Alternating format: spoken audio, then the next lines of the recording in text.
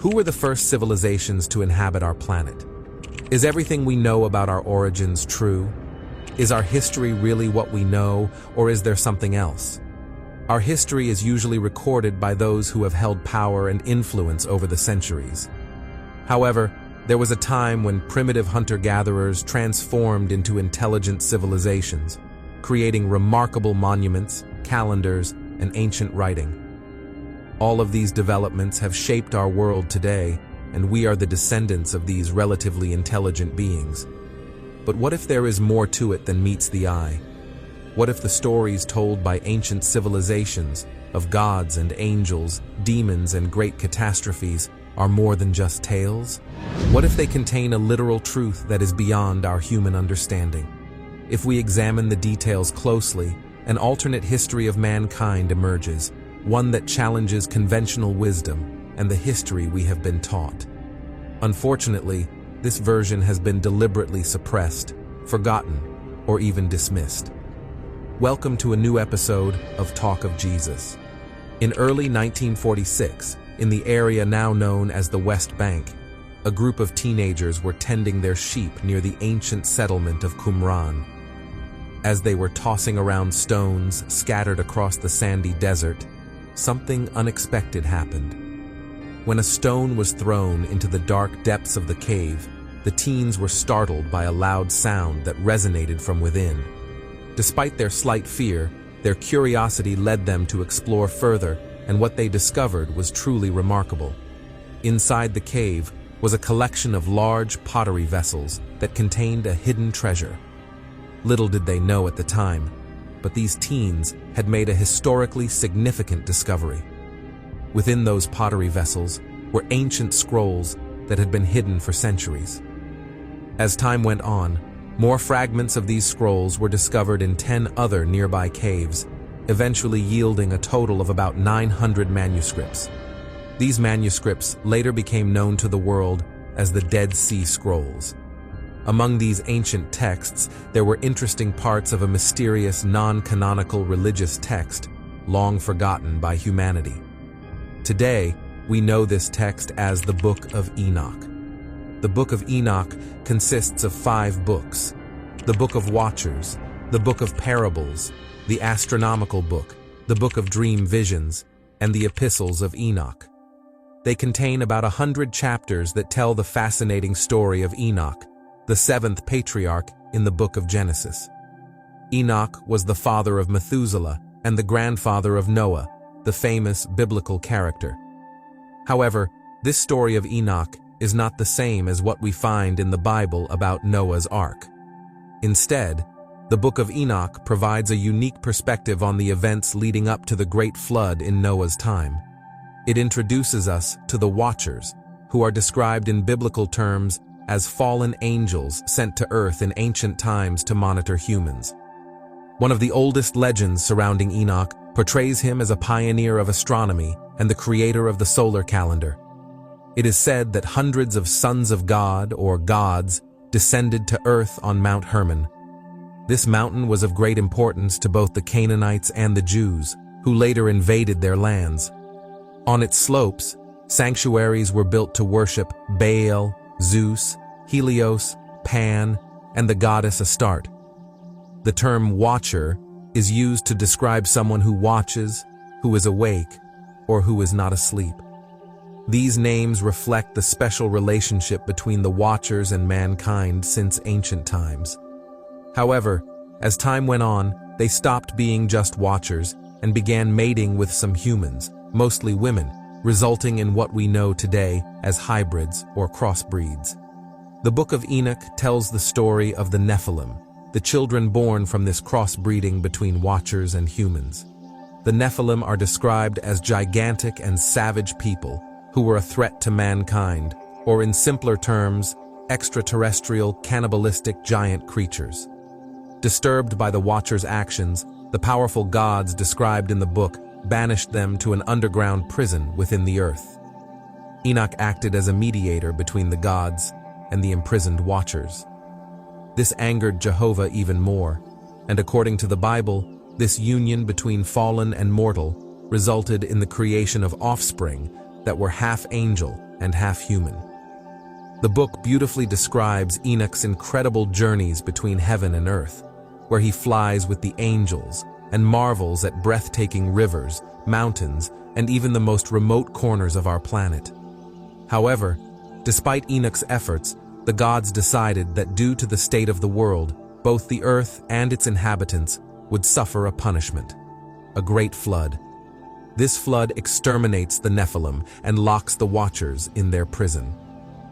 Prior to this event, Enoch is given the amazing experience of being taken to heaven in a magnificent chariot of fire. It is interesting to note that the Nephilim also appear in other parts of the biblical canon. In one account, the Israelites encountered these giants in a land where they were much larger than them, making the Israelites look as small as locusts.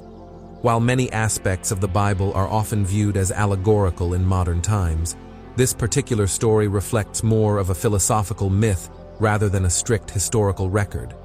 However, it is notable that various religions and cultural traditions around the world also mention a great flood, and there is archaeological evidence supporting this event in Earth's history.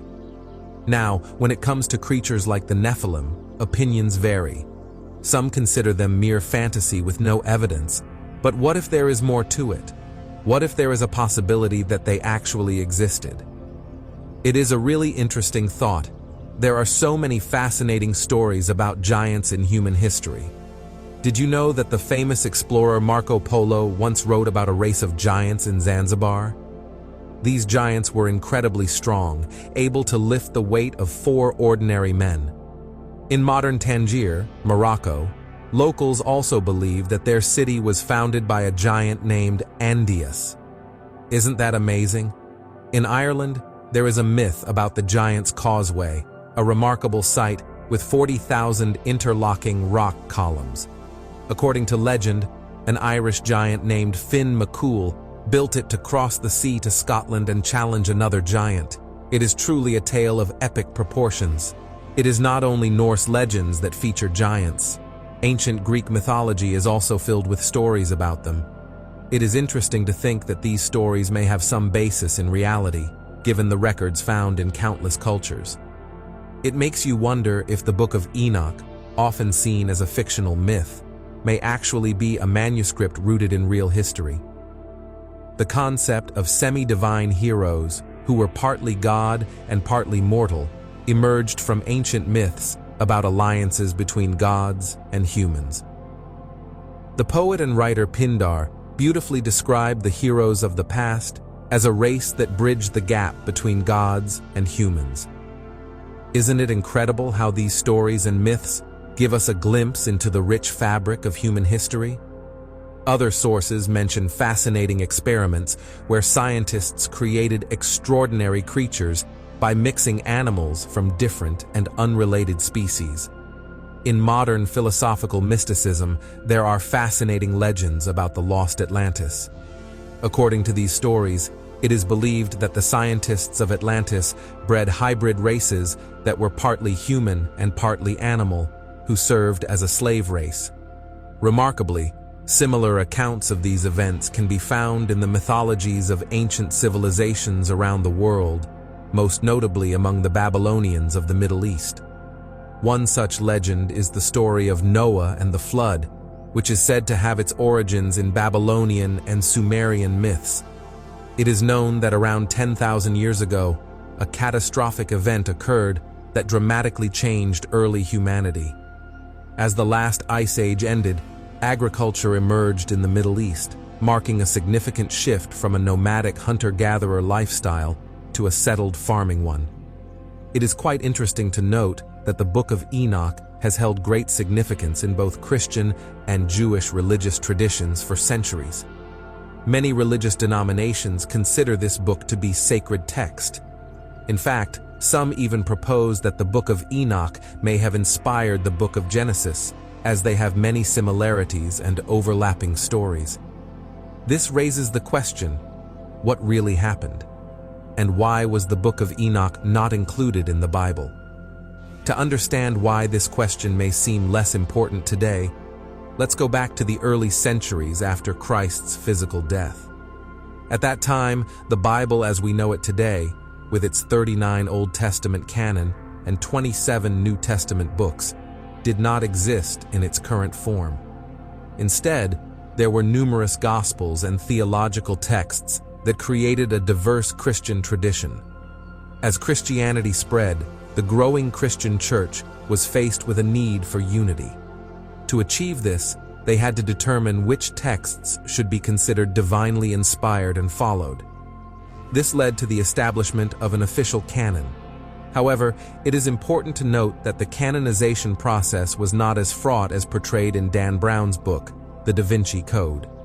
Contrary to the book's description, the Council of Nicaea in the 4th century did not shape the official Christian canon under the influence of Emperor Constantine and other high-ranking church officials. This historical inaccuracy should not diminish the importance of the canonization process. In short, while the question of why this matter may seem less important today is worth exploring, it is important that we base our understanding on accurate historical facts rather than fictional narratives. Let's not put the blame on Dan Brown alone, since the famous philosopher Voltaire also made a similar claim in the 18th century. While this story may not be entirely accurate in terms of facts, there is some truth to it. Influential members of the church did indeed exist, carefully selecting what would be included in the official biblical canon. They engaged in heated debates, labeled their opponents heretics, and undoubtedly sought to expand their power. This process, however, was not limited to a single council, but extended from the 1st to the 4th centuries. When the compilation of the Bible was finally completed, the Book of Enoch was regrettably left out. It is puzzling how such a meaningful and powerful text as the Book of Enoch could be left out. Were they not aware of its importance? To find the answer, we can explore other censored Gospels that were not included in the final version. Take, for example, the Gospel of Peter, which was discovered as a fragment in Egypt in 1886.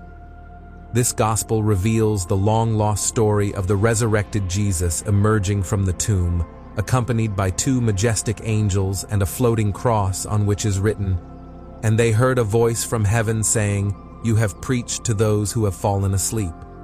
And a response was heard from the cross, 'Yes.'"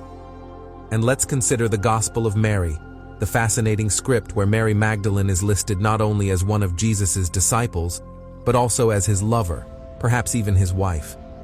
In this Gospel, Peter wonders why he and the other disciples should listen to a woman named Mary, to which Matthew replies, "If the Savior has deemed him worthy, who are you to deny him?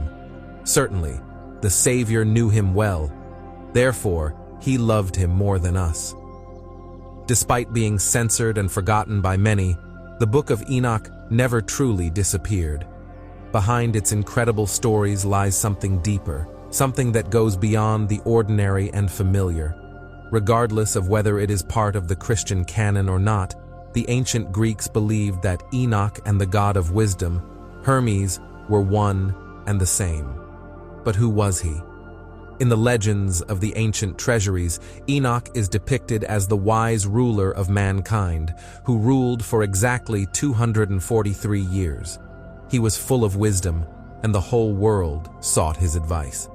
According to the ancient Egyptians, Enoch was the architect of the Great Pyramid. Geographer and historian Taqi al-Din Ahmad writes in his work, "Let's create a version of the text that uses a more friendly tone in English. The friendly version should retain the original meaning of the input text, while conveying a warmer and more accessible tone. In a world of different cultures, Enoch was known by various names: Saurit, Hermes, Idris, and of course, Enoch. In Arabic, Idris symbolizes wisdom and lineage, while in Jewish and Christian beliefs, he holds an important position as the 7th ancestor among the 10 patriarchs before the Great Flood. Interestingly, Enoch was also the proud father of Methuselah, who amazingly lived to the remarkable age of 969 years, as mentioned in the Bible. In the book of Genesis, we come across Enoch, a mysterious figure mentioned only briefly. It says, "Enoch walked with God, then suddenly, he was no more, because God took him away." Just like that, he vanished without a trace. The name Enoch in Hebrew means initiated or enlightened, which hints at someone who possesses deep knowledge or wisdom. But what's really intriguing is that Enoch's story doesn't just fade away. Instead, it echoes through the traditions of almost every ancient civilization. Why does Enoch appear across so many different cultures and times? To find the answer, we need to go way back, even before the days of the Greeks, Egyptians, or Babylonians, maybe even as far as ancient Sumer. Sumerian texts tell us that a group of supernatural beings visited Earth long ago. These beings, called the Anunnaki, were described in ways that sound strikingly similar to the Watchers mentioned in the Book of Enoch. The name Anunnaki literally means those who came from the heavens, and the Sumerians saw them as gods. Some modern thinkers like Zecharia Sitchin and Erich von Daniken suggest that these beings might have been extraterrestrial visitors from another world. According to Sumerian stories, the Anunnaki, like the Watchers, began to mix with humans, creating a new race known as the Nephilim. These beings were said to be powerful and even caused a great flood, just as we see in the story of Enoch. It's almost as if these ancient texts are telling the same story, just in different words and from different perspectives. So, could it be that the Book of Enoch and other ancient traditions are just retelling the older Sumerian story of the Anunnaki? Or maybe this tale has been passed down, wrapped, and reshaped over time until it reached us in its current form. What's also fascinating is that the Book of Enoch is written in the first person, with Enoch himself claiming to be the author. He describes how, in the first month of his 365th year, two enormous men, unlike anything he had ever seen, appeared to him. It's almost as if Enoch wanted to make sure that future readers understood that these were his own experiences. Now let's take a step back in history to the Agrarian Revolution, around 10,000 BC. This was when humans transitioned from hunting and gathering to farming and settling down. By 9500 BC, in the region we now know as Kurdistan, people were growing crops like barley and wheat and domesticating animals like goats and sheep. Interestingly, the Kurdish people have ancient stories claiming they are descended from the children of the jinn, or children of the spirits. Could this be a reference to the ancient interbreeding between the Anunnaki and humans? The ancient Near East, often called the cradle of civilization, is where some of the first human societies took shape. In this region, specifically in Mesopotamia, the earliest city-states emerged. The Sumerians and Akkadians who lived there were pioneers. They created the first written language, studied the stars, and even built libraries. Later, the Babylonians and Assyrians carried on their legacy. In the myths of all these ancient peoples, there are tales of gods descending to earth to share their knowledge and skills with humans. In the Book of Enoch, an ancient text, Enoch describes the mysteries of lightning and thunder. Some believe this could be an ancient way of talking about energy and electricity. This idea makes us think of Nikola Tesla, a modern inventor who famously said, "If you want to find the secrets of the universe, think in terms of energy, frequency, and vibration." It might seem surprising, even hard to believe, that the incredible stories of the Watchers, the Anunnaki, and the Nephilim, beings mentioned in ancient myths, have been largely forgotten. The Sumerians, who first told these tales, have also been overlooked or even deliberately removed from the story of ancient civilizations. Texts like the Book of Enoch, along with others like the Gospel of Mary and the Gospel of Thomas, were excluded from the Bible. Considering how these stories challenge our understanding of human history by offering a new perspective on who we are, it's perhaps not shocking that they were left out. However, these stories haven't disappeared entirely. Take the well-known story of Adam, Eve, and the Garden of Eden. If we read this story as a metaphor rather than literally, we see interesting parallels with other ancient texts, like the Book of Enoch. In the Bible, God creates Adam to care for the earth, similar to how the gods sent the Watchers in Enoch's story. God creates Eve from Adam's rib, and together they represent the union between the Watchers and human women. In the Garden of Eden, Adam and Eve can eat anything except the fruit from the tree of knowledge. Of course, they eat the forbidden fruit, which could symbolize the advanced knowledge the Watchers gave to humanity, knowledge that people might not have been ready for.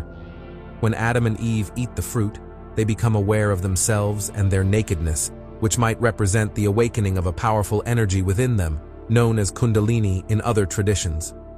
This energy could be activated through certain experiences, including sexual acts. The story also mentions the tree of life, symbolizing the cycle of life, death, and rebirth, and the soul's journey through physical existence. By interpreting the story of Adam and Eve this way, we can see the connections between it, the Book of Enoch, and other ancient writings. Perhaps the authors of the Bible were retelling these older stories in a new way, preserving important parts of human history in a form that could be passed down through time. This way, even though the original stories might change, their essence would survive, allowing us to remember our past, not just as humans, but as beings connected to a larger cosmic story. What is human history? Is it just what we read in official history books? Or is there something deeper, something more amazing that we've forgotten? Maybe the real answers have been right in front of us all along. Have you ever wondered why, in school, we learned so little about one of the world's first civilizations, the Sumerians?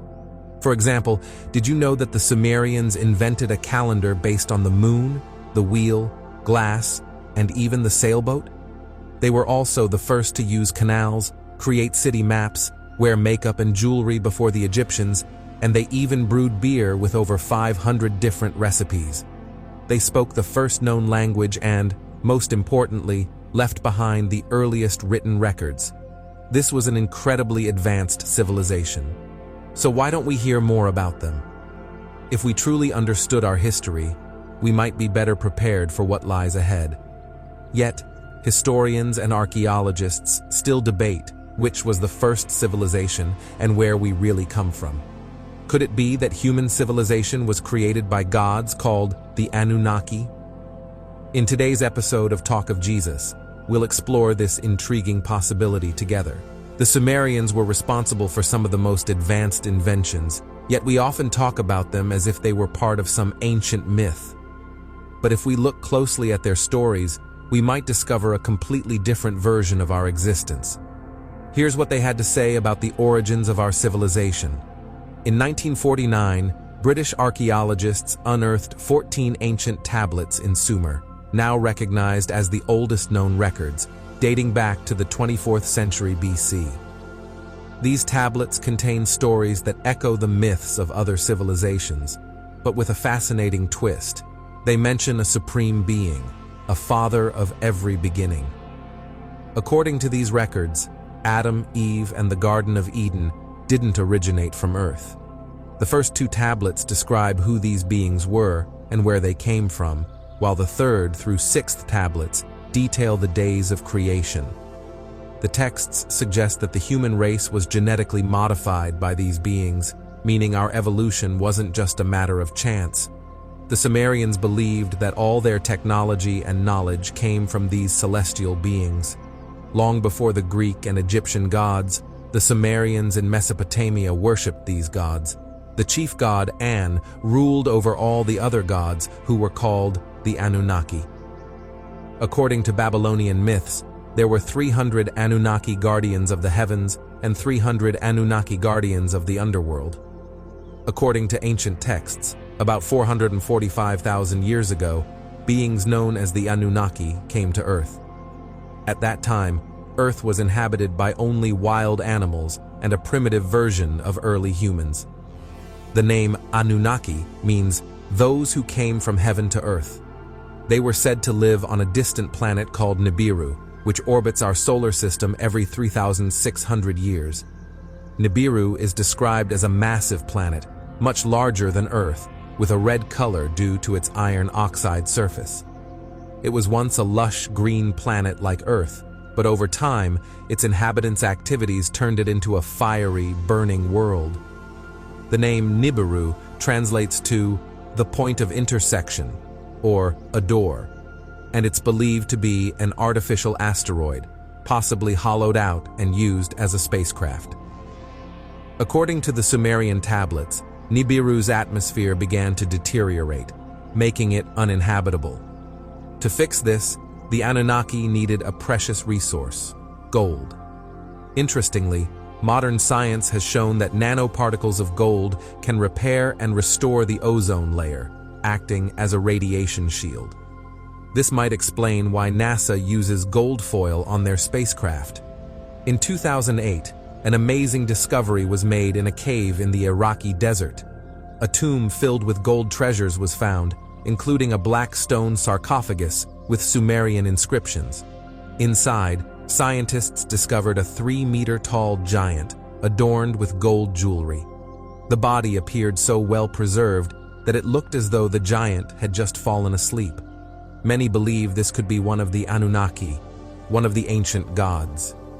Scholars have noticed strong similarities between the myths of the Anunnaki and the Nephilim, another group of beings mentioned in ancient texts.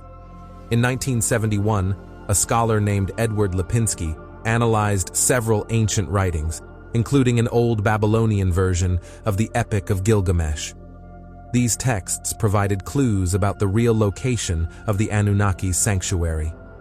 Lipinski discovered that this version of the Epic of Gilgamesh identifies Mount Hermon in Lebanon as the dwelling place of the Anunnaki. The story describes how Gilgamesh and his companion Enkidu ventured into a sacred cedar forest where they encountered Humbaba, the guardian of the god's proclamation, and found the Anunnaki's sacred home. In other mythologies, different locations are suggested as the home of the Anunnaki. However, Lipinski's research points to the southern forests of the anti-Lebanon mountains as their true abode. Ancient texts often mention a mountain hidden by a cedar forest, guarded by Humbaba, as the dwelling place of the gods. This suggests that the southern part of the anti-Lebanon mountains, particularly Mount Hermon, was considered the home of the Anunnaki. This mountain was seen as a cosmic connection between heaven and earth. The same idea is found in the Book of Enoch, where the sons of God gather on Mount Hermon, the mountain of the gods. Hermon Peak is located at the southern end of the anti-Lebanon mountain range, straddling the borders of Syria and Lebanon. The highest point of Hermon reaches 2,132 meters, and the area is rich in ancient altars and sanctuaries. Interestingly, some of these sacred sites were still in use during the time of Constantine the Great. When the Anunnaki arrived on Earth, they had incredibly long lifespans, living for thousands of years. They set up a gold mining station called Eridu, also known as Earth Station 1, in the Persian Gulf, under the leadership of Enki. But the Anunnaki weren't alone. They brought with them another race known as the Igigi, who worked like slaves, mining gold for the Anunnaki. These stories match the descriptions on Babylonian tablets from the 18th century BC, which talk about humanoid gods carrying out heavy labor. The great Anunnaki made the Igigi do all the hard work. After centuries of toil, the Igigi grew tired of their harsh treatment and decided to rebel against the Anunnaki, thinking they could overthrow their masters. Unfortunately for them, they were wrong. Their rebellion was crushed, almost wiping out their entire race. This left the Anunnaki without a workforce, so the leader of all, Anu, ordered his son Enki to create a new race of slaves. This new race needed to be smart enough to handle technology, but still obedient to the Anunnaki. After many experiments, they finally succeeded in creating a hybrid between early humans, known as Homo erectus, and the Anunnaki. This hybrid is what we now call Homo sapiens. The ancient tablets describe the first hybrid human as Adamu, which is similar to the Hebrew word Adam, meaning human. The Anunnaki put Homo sapiens to work in the mines of Mesopotamia. Interestingly, the Semitic word abad literally means working for someone or something. According to these ancient texts, the Anunnaki, who were much taller than Homo sapiens and lived for thousands of years, taught their human creations many social and technological skills. However, as Homo sapiens began to reproduce, overpopulation became a problem.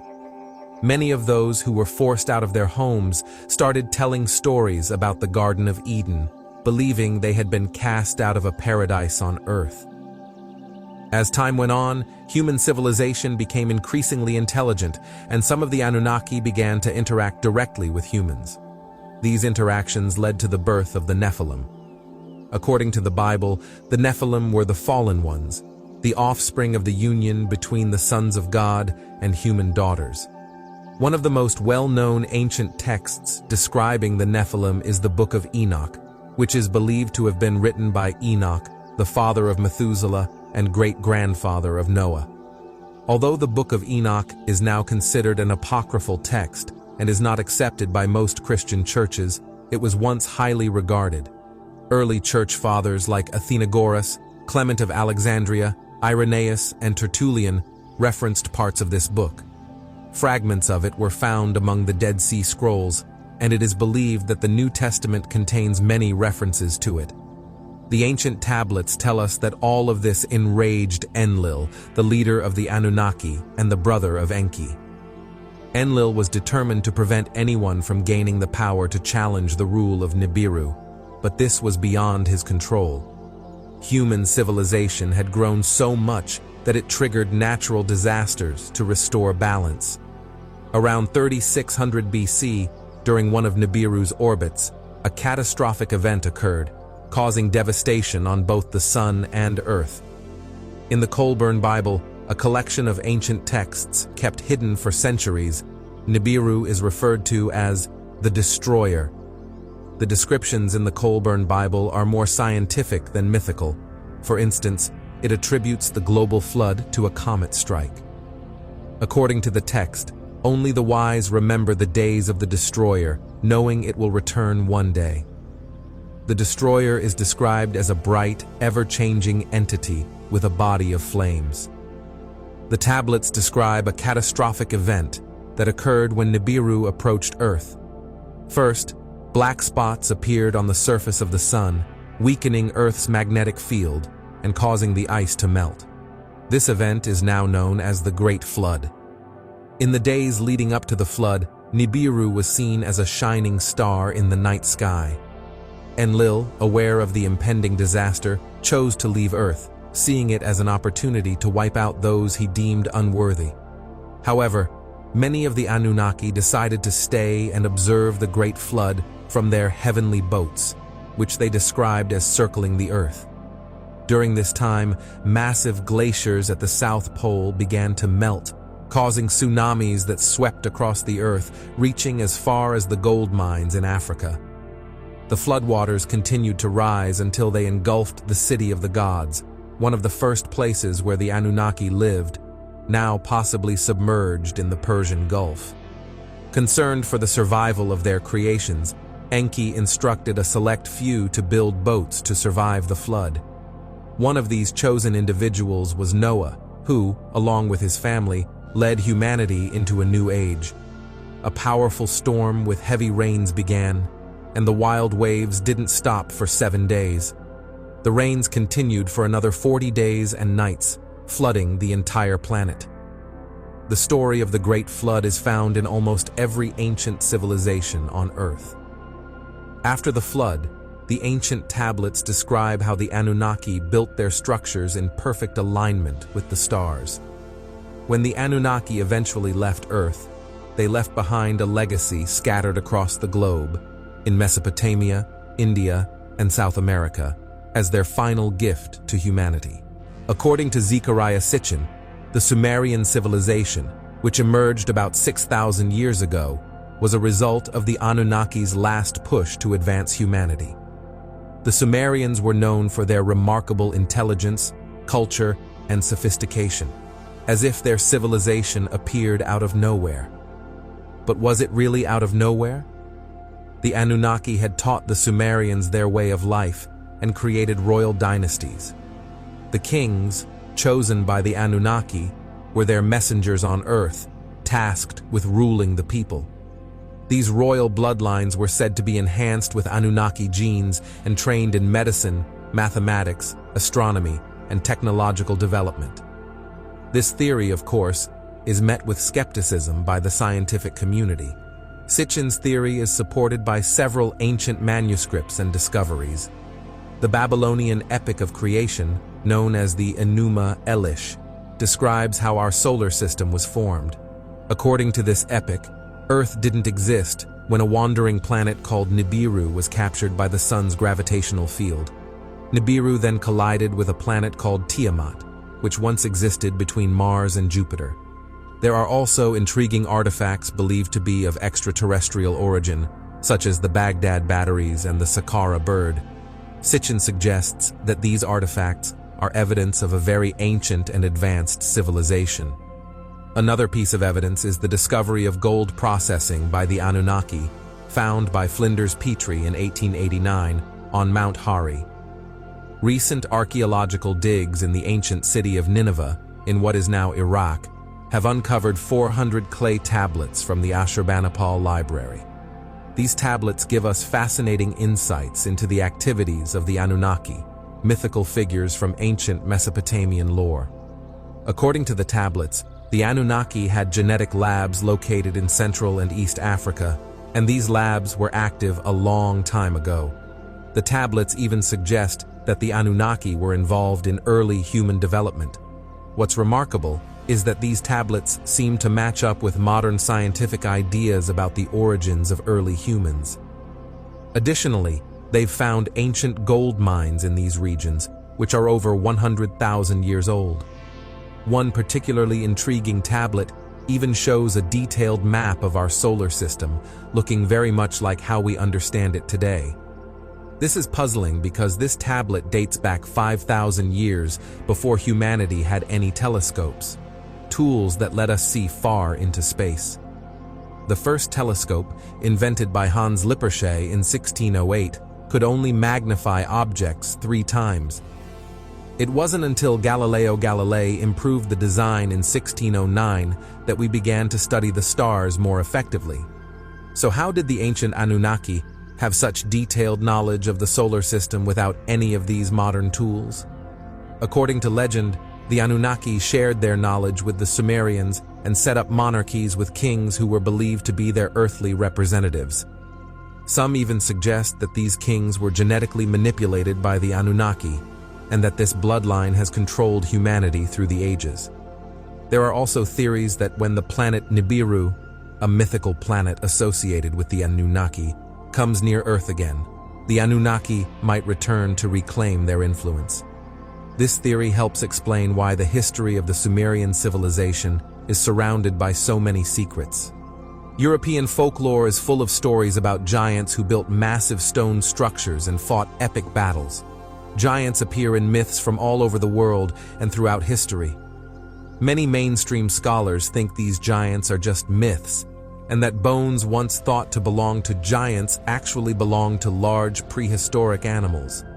But maybe there's more to these stories than we're led to believe. Let's explore what the Bible says about giants. According to the Bible, after a great flood, there were 36 tribes of giants fighting for control of the Holy Land. These giants were believed to be descendants of the Nephilim, who were created from a mix of fallen angels, known as Watchers in the Book of Enoch, and human women. The gods sent the flood to wipe out these giants and restore human civilization, but some Nephilim survived. One such tribe was the Amalekites, who came from southern Arabia and later moved to what is now Israel.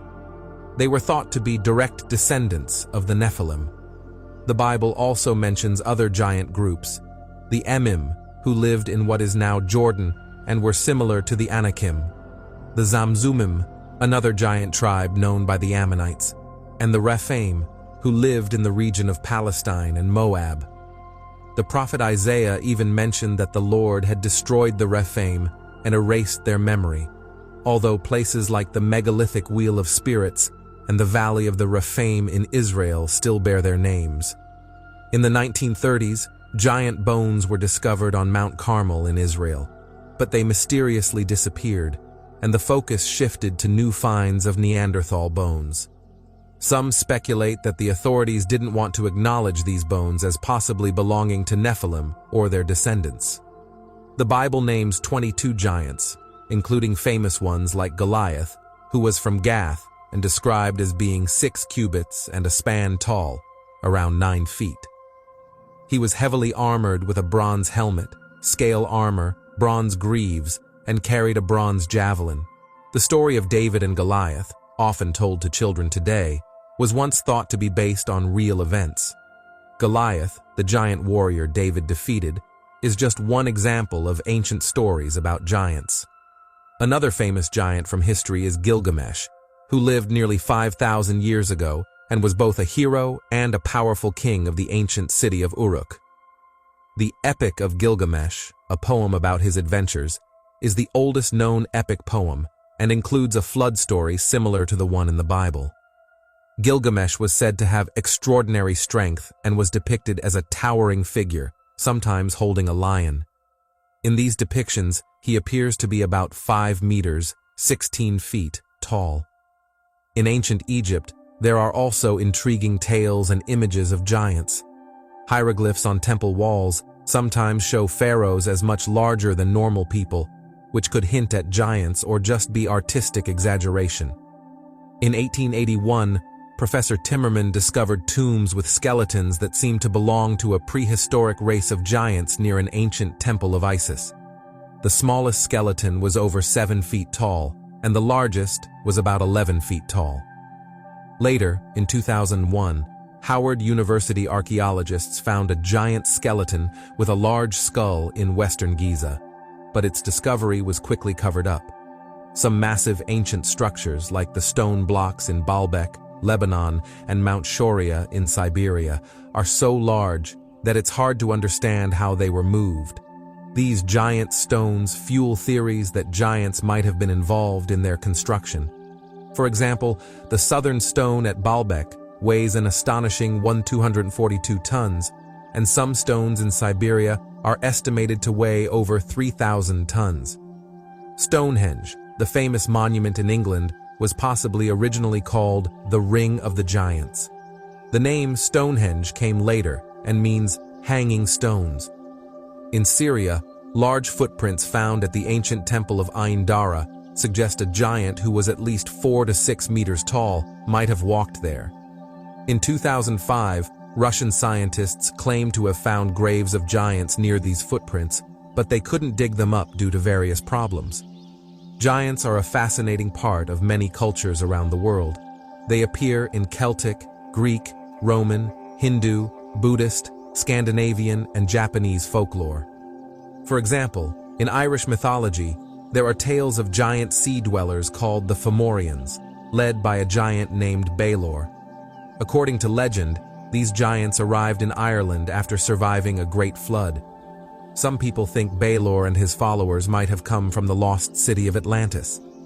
In ancient Britain, which includes England, Scotland, and Wales, there are many mysterious stone structures, like Stonehenge, and legends say they were built by survivors of Atlantis. Ancient Britain was once called Albion, named after a giant king from Atlantis. Some scientists think that if Atlantis was once part of Ireland, it might have sunk due to a flood caused by a comet, and that the giants who survived might have helped build these ancient monuments across Europe. When explorers from Spain began traveling to the Americas, they reported seeing giants as well. Spanish navigators and famous explorers like Sir Francis Drake and Captain John Smith wrote about encountering people much taller than the local natives.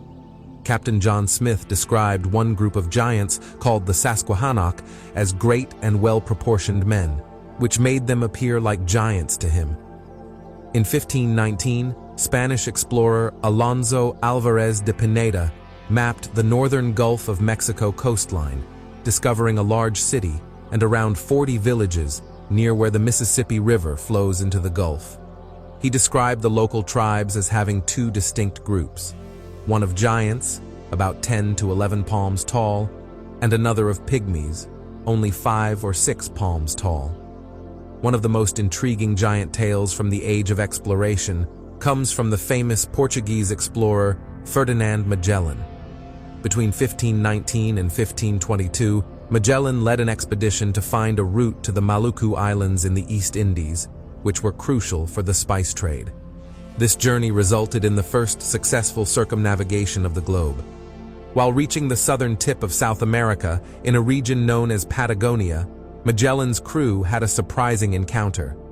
According to Antonio Pigafetta, Magellan's official chronicler, they saw a giant on the shore. Pigafetta wrote, "We saw a giant who was dancing, leaping and singing on the shore. He was so tall that even the tallest of us came only up to his waist. The giant was well proportioned, and our captain named the people of this land Patagonia." Pigafetta was the official recorder for Magellan's voyage, responsible for documenting all events with accuracy. Given his role and duty to provide a truthful account, his description of the giant raises questions about its authenticity. Was this a factual account or a tall tale? The credibility of such stories depends on whether we trust Pigafetta's detailed observations as genuine records of their extraordinary encounter. In 1539, explorer Hernando de Soto traveled through what is now the southeastern United States. During his journey, he reported encountering tribes led by giants. One notable giant he described was Chief Tuscaloosa, who was said to be a towering figure in western Alabama, much taller than anyone else. Another explorer, Francisco Coronado, also claimed to have met tribes of giants while searching for the legendary city of El Dorado in the southwest. Similarly, Bernal Diaz del Castillo, who served under Hernán Cortés during the Spanish conquest of Mexico, wrote about giants based on stories from the Tlaxcaltec Indians. According to these accounts, the giants were tall people with large bones who once lived in the area. The locals said these giants were hostile and had bad customs, which led to conflicts and their eventual disappearance. To prove their existence, the natives even showed the conquistadors a giant's leg bone, which was as tall as an average man. Despite many accounts of giants from the age of exploration, these stories have faded over time. However, some evidence remains, like megalithic structures and carvings. One striking example is the giant footprint found in South Africa in 1931 by a farmer named Stoffel Katsi. The footprint is about 4 feet long, suggesting the creature that made it could have been 24 to 27 feet tall. Locals call it the God footprint, or Goliath's footprint, and stories of ancient giants persist in the region. Some people think the footprint might have formed naturally, but Professor Peter Wagner of the University of Port Elizabeth suggests it's more likely that it was made by extraterrestrial beings than by natural erosion. Based on historical accounts and discoveries, it's possible that giants may have existed in the past. In the 19th and early 20th centuries, there were frequent newspaper reports about giant skeletons being found in the United States. Stories like the discovery of a skull of heroic size in the Red River valleys were common. However, today, such reports are rare, and if a giant skeleton is found, it is often kept secret. Could there still be giants living in remote areas, hidden from the world? This question becomes even more intriguing when considering a famous incident from 2002. According to classified reports revealed on a popular radio show, U.S. soldiers in Afghanistan encountered a giant. The story goes that a squad went missing, and a special operations team was sent to find them. They discovered a large cave with broken military equipment and bloodstains. Inside, they encountered a 13-foot-tall, red-haired humanoid with double fangs. The giant attacked the soldiers, killing one with a spear before being shot and killed by the team. The soldiers then found human bones in the cave, leading them to believe the giant was a cannibal. The giant's body was taken to a secret location in the U.S. for examination. It was estimated to weigh about 500 kilograms and was dressed in animal skins.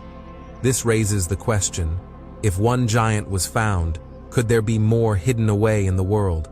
Some people believe that giant skeletons are buried and kept secret by governments, while others think giants are just myths and legends. Regardless of what you believe, Giants are a captivating topic, and there's still much we don't know about them. Whether giants are real or just part of our imagination, exploring their stories and theories keeps the mystery alive. It's important to stay open-minded and continue researching to uncover more about these fascinating legends. The Temple of Atfu, located between Luxor and Aswan in Upper Egypt, holds fascinating evidence from ancient times. Built between 237–257 BC, this temple's walls contain texts that are thought to describe the origins of the cosmos. Professor Raymond from the University of Manchester suggests that these texts include hidden references to mythical events, connecting the temple's construction to ancient myths. The temple was believed to be a creation of the gods, reflecting and continuing a mythical temple that existed since the beginning of the world. In ancient Egyptian thought, the beginning of the world might refer to a time called Zep Tepi, the First Age. During this time, wise men are said to have recorded their knowledge in a lost book called the Description of Mounts of the Ancient Times, which detailed sacred locations along the Nile. The temple inscriptions mention a group of 7 wise men who were believed to have built temples and sacred cities, including the pyramids of Giza and the sacred hill of Heliopolis, from which the first sunrise was seen. The Egyptian god Thoth, known for his wisdom, is said to have helped build these mythical temples, including the pyramids, as described in his emerald tablets.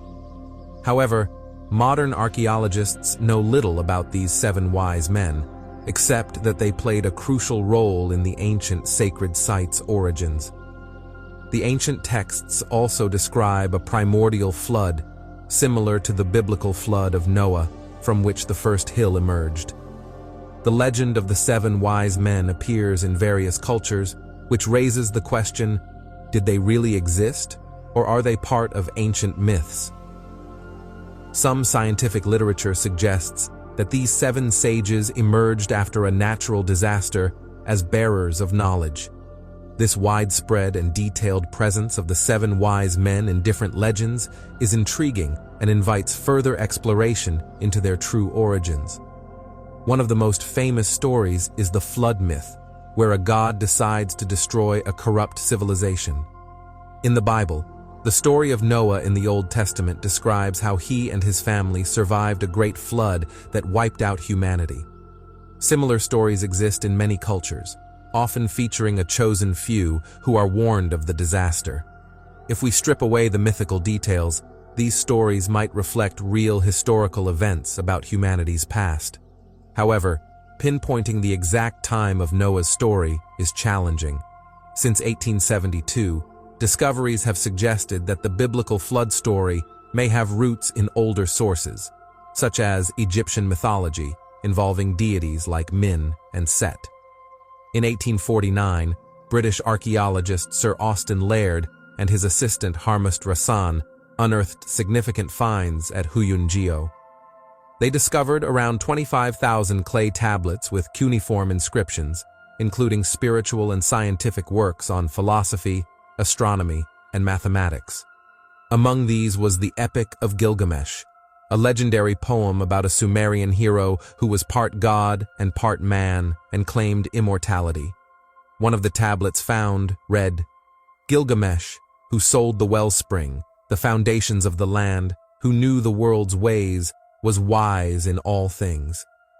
The Epic of Gilgamesh, written on 12 clay tablets, is much older than the Bible and contains flood stories similar to the biblical account. Unfortunately, the tablets were poorly handled during transport to Britain, causing damage that made some of the text unreadable. It was only thanks to George Smith, a young employee at the British Museum, that the importance of these ancient legends was fully recognized. At the time of the discovery, few scholars knew that Babylonian Assyrian literature was as significant as the works of later writers. Young George Smith was exploring a part of the Epic of Gilgamesh, where Gilgamesh and his friend Enkidu defeat the fearsome bull Humbaba in the cedar forest, located in present-day Lebanon. After this victory, the goddess Ishtar saw Gilgamesh in his triumphant robes and fell in love with him. However, Gilgamesh rejected her and insulted her, calling her a prostitute because of her many past lovers. Angry and humiliated, Ishtar went to the great goddess and demanded that Gilgamesh be punished. In response, Anu, the great goddess's father, sent a bull from heaven that was so powerful that even 100 warriors couldn't control it. Yet Gilgamesh, with Enkidu's help, managed to defeat the bull. Ishtar, watching from heaven, cursed Gilgamesh and Enkidu. That night, Enkidu dreamt that the gods had condemned him to die because he had helped Gilgamesh. The very next day, Enkidu fell ill and died from a mysterious disease. Devastated by the loss of his friend and terrified of his own mortality, Gilgamesh decided to seek out Utnapishtim, a distant relative who was granted immortality by the gods. Just as Gilgamesh's quest for answers was about to be revealed, Smith discovered that this was only part of the story. The complete tale, including the adventures of Utnapishtim, was still hidden in the clay tablets located in the Palace of Nineveh. George Smith was thrilled to have discovered part of the Epic of Gilgamesh that included a story about the Great Flood. However, he was frustrated because he wanted to continue his research at Nineveh to find more missing pieces of the story, but funding was a major obstacle. As a lowly employee, securing money for such an expensive expedition was challenging, especially for research that might contradict the Bible.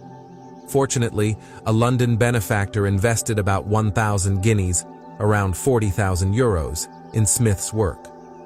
The London Daily Telegraph also showed interest in his findings, which allowed him to proceed. On December 3, 1872, Smith presented his discovery to the London Society of Biblical Archaeology. Despite some skepticism and criticism, Smith's enthusiasm remained undeterred. By early 1873, Smith and his team set out for Nineveh. Upon arriving and starting the excavation, Smith's determination paid off. Amidst a large pile of rubble, he found 384 clay tablets, including the missing parts of the Utnapishtim story. These tablets revealed that long before the biblical flood, there was a city called Shuruppak on the Euphrates River. When the gods decided to flood the land, the god Ea warned Utnapishtim of the disaster. Utnapishtim abandoned his wealth, built a boat, and took seeds with him to survive the flood. This discovery echoed the biblical story of Noah, but with more details and information. In the story, Gilgamesh eventually finds Utnapishtim and asks how he can achieve immortality. Utnapishtim tells Gilgamesh about a magical flower that can grant eternal life. Gilgamesh and Utnapishtim then set out to find this flower, which is located at the bottom of the sea. The legend even describes a submarine-like vessel used for the journey. They eventually find the plant, which is said to restore youth. In 1876, after 3 years of hard work, George Smith returned to England, where he published his innovative theory regarding the Bible. Noah and Utnapishtim are, in reality, the same man who was struck by that same natural disaster. Sadly, George died when he was only 36 and couldn't witness the triumph of the geological confirmation of his theory by Sir Charles Leonard Woolley. In August 1998, after many years of research, Dr. William Ryan of Lamont Doherty Earth Observatory, using 20th century technology, once again confirmed Charles Woolley's results. According to them, after the warming of the northern hemisphere, the water from the melting glaciers had raised to the level of the ocean to such an extent that the former land strip between Europe and Asia Minor had broken off at the Bosphorus. According to Dr. Ryan's theory, the Black Sea did not yet exist, but around its deepest point, there was a freshwater lake whose shores were inhabited by people. Around 8,900 BC, the Mediterranean Sea must have overflowed the former lake, which today can still be found at the bottom of the Black Sea, with a force 200 times greater than that of Niagara Falls. For 2 years, about 16 cubic kilometers of seawater kept flowing into the Black Sea every day, causing the sea level to rise about 15 centimeters a day. In that flood-like disaster, the lake expanded by 2 kilometers in one day. Dr. Ryan concludes that out of this hell could have arisen the biblical flood. Also, on September 28, 1999, the discoverer of the Titanic, James Ballard, stated that he only wanted to penetrate to a depth of 140 meters to find on the seabed some well-preserved ships from biblical times. In the summer of 2000, the explorer did indeed succeed in discovering the remains of ancient buildings in the vicinity of the northern Turkish town of Sinop. There, once lived people who must have left their dwellings fleeing for their lives. Interestingly, with all these facts, we'd better consider that neither the Old Testament nor the Quran informs us about a natural disaster, but about a punishment.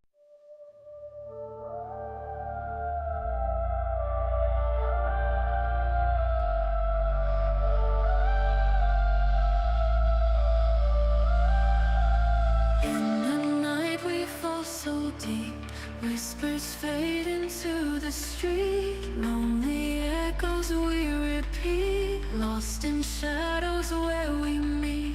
Voices soft like velvet air, secrets floating everywhere. Feel your heartbeat like a prayer, two souls tangled in despair. In the shadows we fade.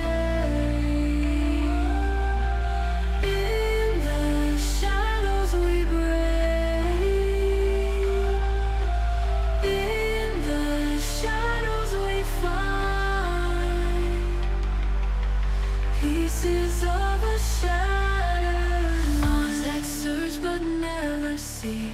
You and I eternally dancing in this revelry, chained to our own memory. Lights are dim, the world is hushed. Every touch a gentle rush. Darkness wraps us in its clutch. In this dream we both are.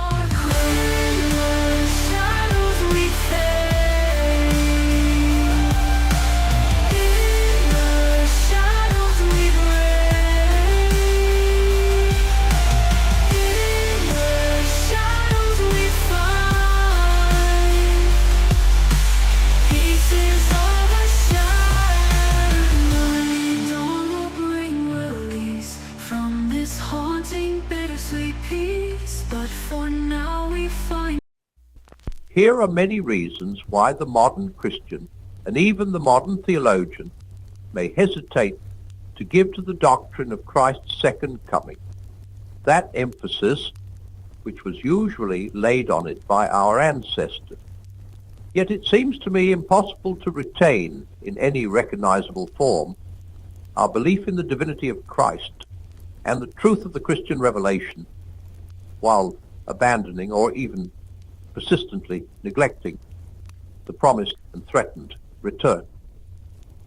He shall come again to judge the quick and the dead, says the Apostles' Creed.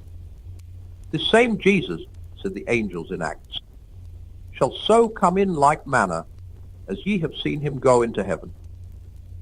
Hereafter, said our Lord himself, by those words inviting crucifixion, shall ye see the Son of Man coming in the clouds of heaven. If this is not an integral part of the faith once given to the saints, I do not know what is. In the following pages, I shall endeavor to deal with some of the thoughts that made it tear modern man controlled by the gods. Furthermore, the texts are talking about a worldwide flood and not just localized to a particular area. Maybe the real cause of the worldwide catastrophe actually came from heaven.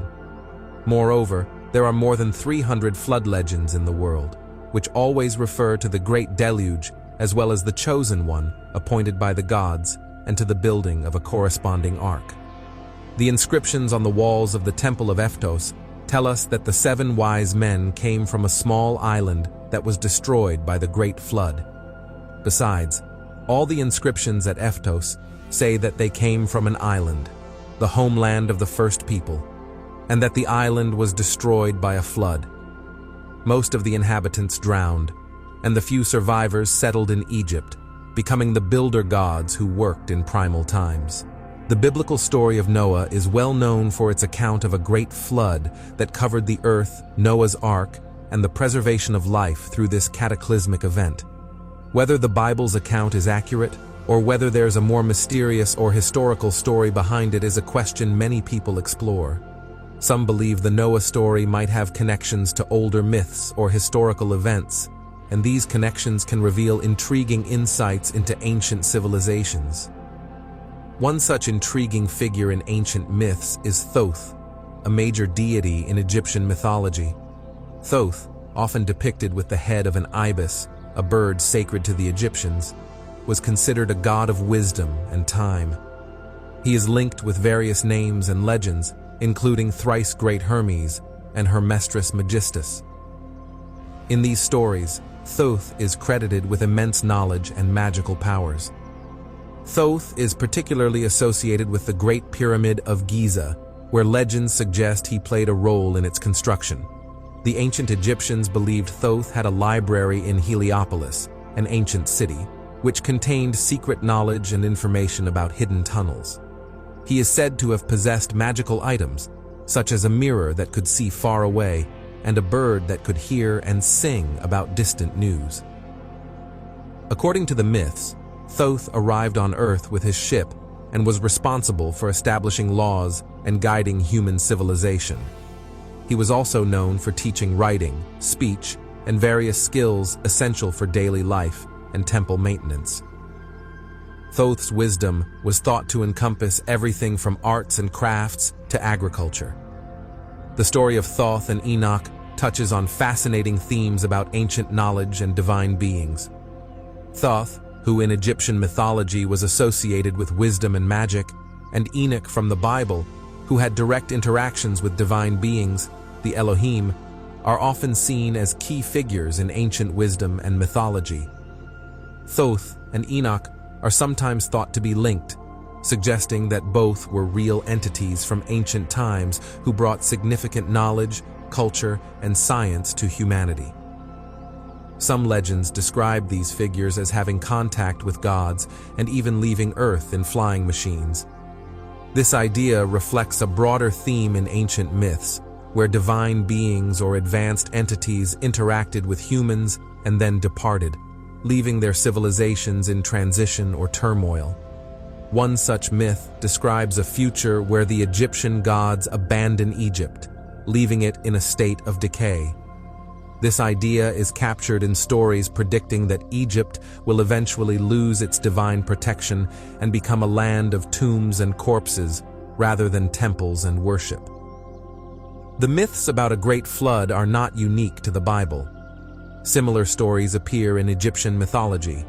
For instance, the goddess Mate Veret, or the Great Tide, is associated with a flood-like calamity. The Harris Papyrus and inscriptions in the Temple of Edfu recount a high tide that bears resemblance to flood myths found in the Old Testament and the Epic of Gilgamesh. These stories often involve gods or divine beings calming the waters and restoring order, reflecting themes of divine intervention in times of chaos. The Egyptian myth of the Heaven Cow, linked with Pharaoh Ramses II and translated by Professor Eric Hornung, describes a time when gods and humans lived in harmony. This harmony ended not because of the gods' actions, but due to human actions. It reflects a shift from a time of divine oversight to a period where humans faced challenges and the gods' direct influence waned. The idea that humanity might have deserved a great flood is reflected in various ancient myths and legends. For example, the Egyptian myth involving Horus describes a time of great upheaval and divine intervention around 18,000 BC. According to this myth, the god Ra was old and in need of help. His grandson, Horus, stepped in to fight against Ra's enemies, who had caused significant turmoil. Horus used a flying machine and various magical weapons to defeat these adversaries, including a mysterious weapon called the Divine Eye of Ra. In these myths, the Divine Eye of Ra is depicted as a powerful force, sometimes thought to be a separate entity that could be used to execute orders or search for specific targets. This mythical weapon symbolizes divine authority and the ability to enforce justice. Similar themes of divine dissatisfaction and punishment appear in Mesopotamian mythology. The gods in Mesopotamian tales initially created humans to bring harmony and order. However, tensions arose when some gods formed relationships with human women, which led to complaints from other gods. The increase in human population and their behavior displeased the gods, leading to the decision to impose a catastrophic event. These stories from both Egyptian and Mesopotamian myths illustrate how ancient cultures viewed their relationship with the divine and the consequences of human actions. The Great Flood in these myths often represents a divine response to humanity's perceived failings or overreach, serving as a narrative about maintaining cosmic balance and order. The Mesopotamian and Egyptian myths about floods and divine intervention offer rich, interconnected narratives that reflect how ancient cultures perceived their relationship with the divine and the impact of human actions. In Mesopotamian mythology, there's a story where gods like Enlil and possibly Ra, identified as Ia, become frustrated with humanity's behavior. This frustration leads to a series of divine punishments. Initially, humanity suffers from diseases and fever, prompting pleas for relief from Ra, Ia. However, as people continue to proliferate and cause further divine dissatisfaction, Enlil, alongside other gods, imposes drought and famine, which last for 7 years. During this period, the situation deteriorates so badly that people even turn against their own protectors. Interestingly, the astronomical evidence from Mesopotamian cuneiform tablets suggests that the Great Flood mentioned in these myths might have occurred around 1,000 years earlier than the flood described in Egyptian legends. This aligns with scientific findings about the end of the last ice age and the melting of glaciers, which could have caused significant flooding. After the flood, most of humanity is said to have perished, and the survivors faced a return to a more primitive state, characterized by cannibalism and a reliance on hunting and gathering. This reflects a dramatic shift from a previously advanced civilization to a more rudimentary existence. These myths and their connections illustrate how ancient peoples interpreted natural disasters and societal upheavals through their religious and mythological frameworks. They provide a fascinating glimpse into how ancient cultures understood their world and the forces they believed controlled it. The experiment from ancient Egypt, where Pharaoh Psamtik I isolated 2 children to study language development, is fascinating. It highlights the critical role of social interaction in language acquisition. The children, isolated from human speech, only learned to say bekos, meaning bread, imitating the sounds they heard from sheep. This experiment led to the hypothesis that the primary language of humanity might have been Phrygian, though it seems the children primarily mimicked animal sounds. Diodorus of Sicily's account adds another layer of intrigue by linking the removal of cannibalism with divine intervention. According to this account, gods helped humanity transition from a primitive state to a more civilized one, often bringing new knowledge and cultural practices after significant disasters like floods.